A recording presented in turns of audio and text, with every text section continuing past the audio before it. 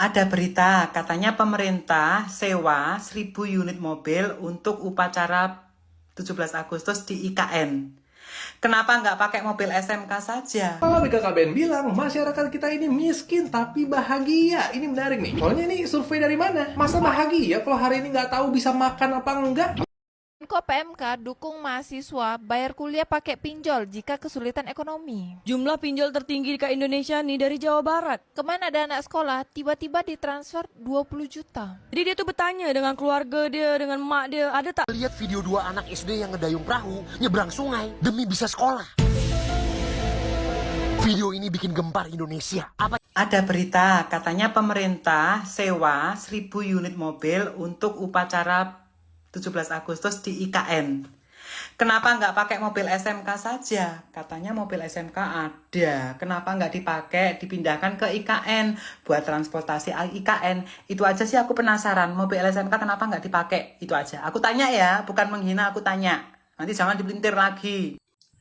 Halo, Assalamualaikum warahmatullahi wabarakatuh. Berita kali ini yang menjadi perbincangan hangat netizen di media sosial terkait pemerintah akan menyewa 1.000 mobil untuk upacara di IKN. Dan netizen juga mempertanyakan kenapa di IKN tidak memakai mobil SMK saja. Kenapa harus menyewa ribuan mobil? Menyewa ribuan mobil kan anggarannya juga begitu sangat banyak. Daripada anggaran terbuang sia-sia, lebih baik anggarannya dipergunakan untuk hal yang lebih penting. IKN kan juga belum jadi sepenuhnya. Kenapa tidak upacara di Jakarta saja?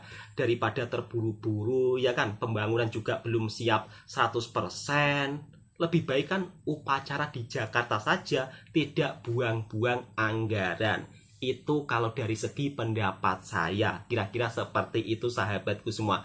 Dan ternyata hal ini juga menuai kritikan beberapa netizen terkait para pejabat akan menyewa ribuan mobil untuk upacara di IKN. Kalau belum selesai sepenuhnya, tidak usah terburu-buru. Karena sesuatu yang terburu-buru itu biasanya menghasilkan sesuatu yang kurang bagus. Oke, langsung kita reaction video berikutnya. Kritikan terkait netizen. Kok kritikan terkait netizen sih? Kritikan netizen terkait upacara di IKN yang akan menyewa ribuan mobil. Era yang mana zaman sekarang itu ekonomi susah banget, guys. PHK di mana-mana kayak gitu. Betul, Mas. Pemerintah kita lagi-lagi menghamburkan anggaran secara cuma-cuma nih. Pemerintah sewa 1.000 unit mobil untuk HUT RI di IKN. Harga tipe Alphard itu 25 juta sehari untuk sewanya. Alphard 25 juta sehari.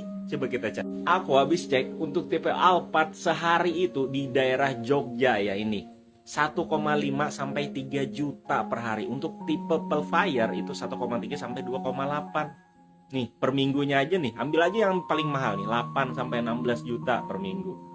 Sedangkan per bulan nih, ambil aja 25 sampai 50 juta, itu sehari 25 juta. Lalu kita dengar nih tanggapannya nih dari istana. Sewa Alphard per unit 25 juta untuk HRI di IKN, kata Muldoko. Beliau adalah kepala kantor staf presiden. Buat kemerdekaan tak ada yang mahal. Maaf Pak, tunggu dulu Pak. Bukan itu yang dipermasalahkan, adalah bukan kemahalan. Ini kan terlalu jelas markup-nya, penggelembungan anggarannya. Ya korupsi lah ibarat dikata Pak. Bukan, aduh kok ini sih mental pejabat gini. Ini siapa sih? Presiden, aduh malu banget. Bang, kabarnya upacara tanggal 17 Agustus tahun 2024 mau diadakan di IKN. Apa lokasinya sudah memungkinkan, Bang? Kalau menurut saya ya, ini kan cuma proyek ambisiusnya Pak Jokowi menuju Indonesia Emas tahun 2045. Tapi ya jangan maksain diri gitu loh. Kalaupun misalnya mau mengadakan upacara 17-an di IKN, saran saya ya udahlah para tukang-tukang, mandor-mandor, pegawai-pegawai Ya itu aja gerek bendera di IKN. Ya, nggak usah mau mendatangkan ribuan orang ke IKN seolah-olah penyelenggaraan upacara 17 Agustus seperti di Istana Negara itu mau dibikin di IKN. Itu menurut saya itu adalah suatu hal yang mubazir. Banyak hal-hal yang perlu dipertimbangkan untuk mendatangkan orang itu mau ditaruh di mana. Ya, belum lagi kita bicara tentang utusan luar negeri misalnya, mau diinapkan di mana, masalah pengamanannya bagaimana, pangkalan militernya aja untuk pengamanan presiden dan tamu-tamu negara aja. Apalagi nggak di sana. jelas. Aduh.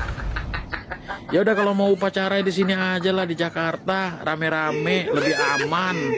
Ya kan? Orang mau joget, mau gemoy, mau aubade itu lebih aman, biayanya juga lebih murah. Gitu ya, Pak. Itu sih menurut saya. Oke. Salam kewarasan. Kalau BKKBN bilang masyarakat kita ini miskin tapi bahagia. Ini menarik nih. Soalnya ini survei dari mana? Masa bahagia kalau hari ini nggak tahu bisa makan apa enggak? Apakah kita dikira bahagia karena ketawa-ketawa padahal gila?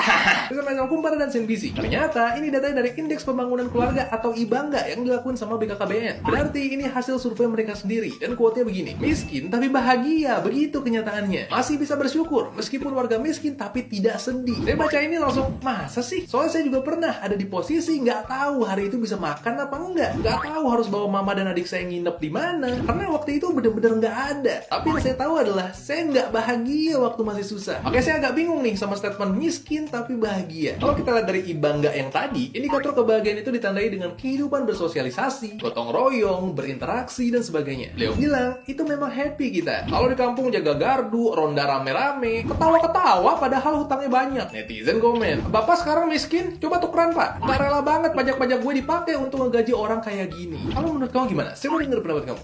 Lihat video 2 anak SD yang ngedayung perahu nyebrang sungai demi bisa sekolah.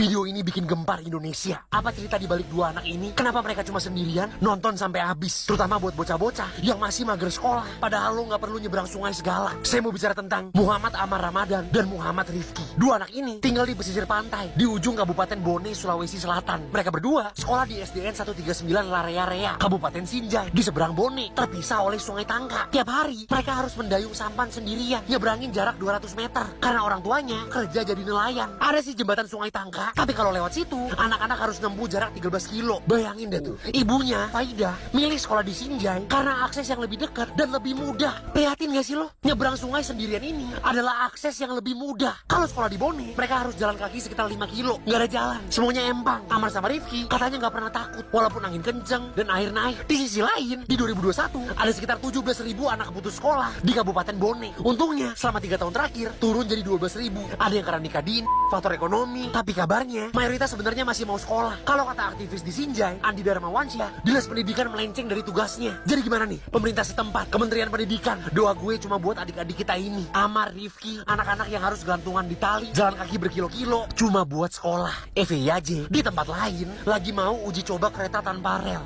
Coba lo pikirin deh. Itulah beberapa kritikan netizen jika pemerintah melaksanakan upacara di IKN kurang setuju karena dari segi pembangunan belum benar-benar selesai. Tapi pemerintah seolah-olah tergesa-gesa. Harusnya sih tak perlu tergesa-gesa ya, karena proyek sebesar itu bukan bin salah bin besok jadi, tapi juga masih perlu waktu lama untuk menyelesaikan ibu kota baru, pembangunan ibu kota baru, maksud saya seperti itu. Daripada buang-buang anggaran tidak jelas, lebih baik kan anggarannya dipergunakan untuk hal yang penting. Masih banyak hal-hal yang perlu diperbaiki di negara kita, misalnya membuat jembatan di sungai-sungai ya kan, supaya anak-anak kalau pergi ke sekolah begitu sangat mudah, tidak perlu naik perahu. Ini sebuah masukan, bukan bermaksud untuk menghina atau menjelek-jelekkan negara saya. Kira-kira seperti itu sahabatku semua. Kemudian Ada juga statement atau komentar dari pejabat kalau orang-orang kita ini miskin tapi bahagia. Saya kadang-kadang kok heran ya dengan statement-statement atau komentar-komentar yang dikeluarkan oleh pejabat kita. Kalau dikritik, jawabannya simple. Miskin tapi bahagia. Masyarakat kita miskin tapi bahagia. Kemarin saya juga melihat statement menteri juga ya. Ditanya kenapa di Indonesia banyak pengangguran. Jawabannya simple. Rezeki sudah ada yang mengatur.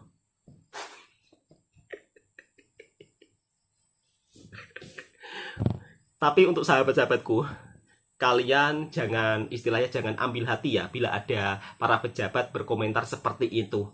Siapa tahu mereka sedang stand up komedi. Jadi jangan diambil serius.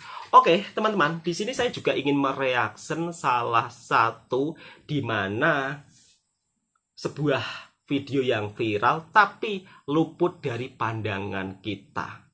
Anak-anak yang ingin menuju ke sekolah terpaksa harus bergelantungan karena jembatannya rusak.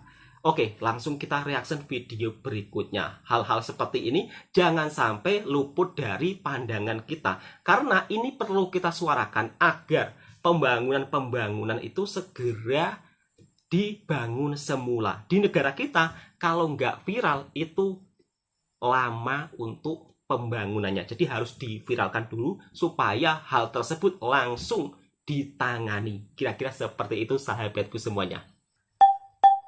Daripada channel Om Bob Indonesia, untuk sahabat-sahabatku, tolong subscribe, like, komen, bagikan ke sahabat Anda ingin tahu info seputar bersama Om Bob. Om Bob. Temukan di channel YouTube Om Bob Indonesia. Para pelajar dan warga di 2 kecamatan terpisah sungai di Sukabumi harus lewat jembatan yang satu selingnya rusak karena dirasa lebih cepat. Bagaimana Om Bob menggarisbawahi masalah ini? Berita ini menjadi viral ya, karena di dalam peredarannya di medsos maupun media cetak itu kelihatan itu. Ada jembatan gantung yang sudah putus sebelah ya. Jembatan itu kan ada dua tali kan dari besi itu ya. Lah terus antara tali dan tali kedua itu kan ada papannya. Nah ini satu talinya itu putus. Jadi jembatan itu menjadi satu tali tetapi ada papan-papan yang gantung juga gitu. Ya. Nah, itu jaraknya kurang lebih 30 meter ya. Jadi kita di fotonya itu kelihatan kalau anak-anak murid SD kita yang relatif umurnya kan baru berapa itu kalau SD ya, 10 tahun, 9 tahun gitu kan. Itu berjalan beriring-iringan dengan kakinya itu ancek-ancek dari papan yang gantung itu Bu ya. Jadi kurang lebih cuma ada 5 cm lah. 5 cm itu diinjak pelan-pelan nyebrang kali. Dan kalinya itu cukup tinggi dan arusnya gederes ya. Sungainya ini cukup tinggi ya. Nah ini katanya ini udah lebih dari 2-3 bulan tuh sudah kondisinya seperti itu. Ya. Karena ini viral, mudah-mudahan cepet-cepet betul-betul dibikin betul ya. Takutnya kalau nggak viral nanti dibiarin ya. Nah alasannya kenapa pemerintah daerah setempat itu, ini di daerah Kabupaten Sukabumi ya. Jawa Barat.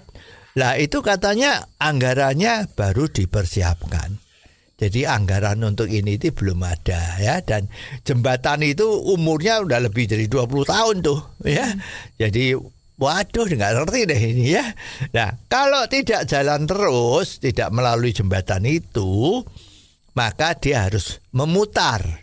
Jalannya memutar itu kurang lebih bisa 3 km ya. 3 km kalau untuk anak-anak jalan tuh ya kurang lebih setengah jam ya. Nah makanya anak-anak tetap milih seperti itu. Dan kebetulan juga nggak ada petugas yang mencegah kan. Gimana ya toh kalau nggak boleh nyebrang lewat jembatan ini gitu ya. Jadi alasan dari oknum dari Pemda tersebut juga mengatakan dengan enteng, Lah kan ada jalan lain yang muter kan tidak harus lewat jembatan itu kan. Nah, ini kan jawaban seperti ini kan repot ya. Sepertinya kan kok tidak bertanggung jawab ya. Dan memang kejadian di tempat kita itu memang kalau ada kejadian itu mereka mikirnya sempit. Hanya masalah itu tok. Waduh, ini jembatan putus. Ya maka belum ada anggaran. Jalan yang terbaik apa kalau belum ada anggaran? Apa jembatan itu diputus sekalian ini ya? Ini baru yang putus satu tali ya. Jadi jalan terbaik jadi biarin dulu. Masyarakat masih ada jalan, masih walaupun muter-muter ya. Begitu aja dulu dah. Kita menunggu selesainya anggaran ini nanti tahun depan. Misalnya begitu. Nah, ini kan nggak beres ini. Tidak mengutamakan kepentingan umum, tapi mengutamakan kepentingan dia sendiri sebagai pimpinan daerah sana. Kalau bangun tidak ada anggaran, maka dia mendahulukan anggarannya dulu. Ini yang dipikirkan. Padahal anggaran yang lain itu mungkin ada. Lah kan sebetulnya tinggal enak aja kan. Sementara anggaran dialihkan, bagi yang kurang penting dipindahkan ke jembatan yang paling penting ini. Kan bisa, tapi dia nggak mau main aman. Ya, mestinya pemimpin itu juga takut. Kalau anggaran itu saya alihkan untuk membangun jembatan ini, nanti dia takut. Nanti saya dituduh. Ya ada apa kok dipindah-pindah? Ya jangan-jangan ini ada udang di balik batu. Yaitu jangan-jangan ini ada komisi proyek. Maka kepala daerah tadi itu, ya dah anggarannya dialihkan. Dia takut. Padahal kalau ngalihkan ini itu adalah sah. Karena prioritasnya ini dan kan tidak bisa diprediksi tiba-tiba jembatannya ambruk. Itu kan insiden, bencana. Ya, harus cepat-cepat ditangani. Tapi ya itu pemimpin kita sekarang di sini itu banyak yang safety player. Dia mau jadi pemimpin tapi yang aman-aman sajalah, tidak mau ada risiko. Jadi kalau istilahnya itu ya aku jadi pemimpin ya wis asal jalan sesuai dengan apa yang digariskan, tidak berani melanggar, tidak berani ngambil inisiatif supaya dia aman. Ya padahal kalau zaman sekarang ini pemimpin kita sikapnya adalah bukan sebagai risk taker, tapi istilahnya yang populer itu kan burung gelatik ya. Burung gelatik jadi hanya makan yang beras atau makanan yang ada di lantai ya, terbangnya rendah, kelihatan makanan terus turun makan. Tapi sekarang diperlukan elang yang tinggi terbangnya melihat sasaran yang lebih benar. Nah, kalau pemimpin kita semua modelnya seperti maaf yang ada di daerah tadi itu, ya kapan Indonesia mau maju? Jadi ini harus betul-betul dijadikan pelajaran ya. Jadi ayo mbak ya jangan seperti itu loh. Ya harusnya itu pemimpin kita itu lebih ngerti apa yang harus dilakukan. Nah kalau ini sampai terjadi terus ya boleh dikatakan bahwa Indonesia itu sebetulnya krisis pimpinan.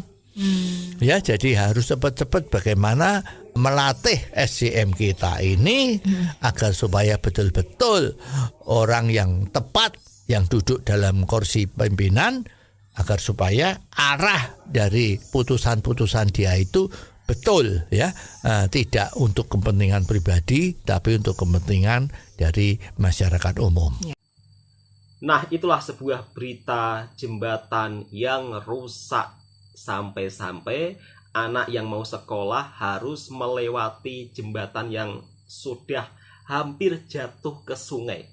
Bahkan seling talinya tinggal satu. Dan itu sudah sampai 3 bulan belum ada perbaikan. Katanya dananya belum ada. Harusnya pemerintah daerah kalau melihat hal-hal yang seperti itu segera melakukan tindakan. Jangan menunggu viral baru diperbaiki. Dan saya sangat setuju ya apa yang dikatakan oleh Om Bob.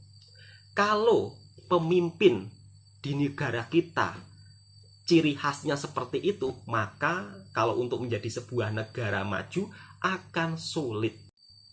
Harapan saya sebagai masyarakat Indonesia, mudah-mudahan pemimpin yang ada di Indonesia selalu melihat hal-hal yang kiranya mana yang lebih diutamakan. Jangan sampai menunggu viral baru melakukan sesuatu tindakan. Hal ini yang sangat disayangkan. Oke, cukup sekian. Mudah-mudahan video ini bisa memberikan informasi yang bermanfaat. Dan kiranya sahabat-sahabatku suka dengan kontennya Bang Toha Reaction, silakan tekan tombol merahnya, subscribe, like, komen, dan bagikan ke sahabat-sahabat Anda semua. Saya akan mereaction berita-berita daripada netizen yang terviral, yang terkini. Assalamualaikum warahmatullahi wabarakatuh. Dan jangan lupa subscribe juga pemilik video originalnya Om Bob. Silakan, sahabat-sahabatku sudah tertulis di layar video jika ingin mengetahui informasi-informasi yang viral. Sebab Om Bob ini juga membahas tentang hal-hal yang viral di Indonesia. Nah, itulah sebuah berita jembatan yang rusak. Sampai-sampai anak yang mau sekolah harus melewati jembatan yang sudah hampir jatuh ke sungai. Bahkan seling talinya tinggal satu. Dan itu sudah sampai 3 bulan belum ada perbaikan. Katanya dananya belum ada.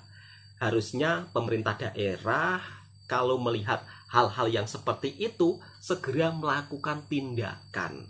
Jangan menunggu viral baru diperbaiki. Dan saya sangat setuju ya apa yang dikatakan oleh Om Bob. Kalau pemimpin di negara kita ciri khasnya seperti itu, maka kalau untuk menjadi sebuah negara maju akan sulit. Harapan saya sebagai masyarakat Indonesia, mudah-mudahan pemimpin yang ada di Indonesia selalu melihat hal-hal yang kiranya mana yang lebih diutamakan. Jangan sampai menunggu viral baru melakukan sesuatu tindakan. Hal ini yang sangat disayangkan. Oke, cukup sekian. Mudah-mudahan video ini bisa memberikan informasi yang bermanfaat. Dan kiranya sahabat-sahabatku suka dengan kontennya Bang Toha Reaction, silakan tekan tombol merahnya, subscribe, like, komen, dan bagikan ke sahabat-sahabat Anda semua. Saya akan mereaction berita-berita daripada netizen yang terviral, yang terkini. Assalamualaikum warahmatullahi wabarakatuh. Dan jangan lupa subscribe juga pemilik video originalnya Om Bob. Silakan, sahabat-sahabatku sudah tertulis di layar video jika ingin mengetahui informasi-informasi yang viral. Sebab Om Bob ini juga membahas tentang hal-hal yang viral di Indonesia.